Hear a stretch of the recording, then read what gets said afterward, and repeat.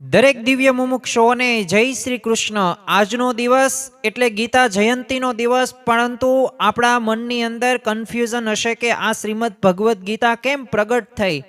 તો જો આપણા જીવનની અંદર ઘણી બધી વખત એવા પ્રશ્નો આવે છે, એવી વિપરીત પરિસ્થિતિઓ આવે છે કે જ્યાં આપણે તૂટી જઈએ છીએ, જ્યાં આપણે હતાશ અને નિરાશ થઈ જઈએ છીએ, તો કુરુક્ષેત્રના મેદાનની અંદર પણ એ ધનુર્ધારી અર્જુન પોતે તૂટી ગયો હતો, કારણ કે તેની સામે એ દ્રોણાચાર્ય, કૃપાચાર્ય, કુલગુરુ અને એના જ સગા વહાલાઓ હતા। એટલે એનું મન પોતે ભારથી ભરાઈ ગયું અને શરીર કમજોર થઈ ગયું અને એક નિર્ણય લેવાની જે શક્તિ હોય ને એ ગાયબ થઈ ગઈ। પરંતુ એ સમયે શ્રી કૃષ્ણ ભગવાને એને રસ્તો બતાવ્યો અને કહ્યું કે અર્જુન, આ મનની કમજોરી છે, તું ઉઠ અને હું તને જ્ઞાન આપું। બસ આ રીતે તે શ્રીમદ ભગવદ્ ગીતા પ્રગટ થઈ અને 18 અધ્યાય અને 700 શ્લોકની અંદર આપણને આ ગ્રંથ પ્રાપ્ત થયો। અને આ માત્ર અર્જુન માટે નહીં, પરંતુ આપણા સૌ કોઈ માટે આ શ્રીમદ ભગવદ્ ગીતા એટલી જ અગત્યની છે,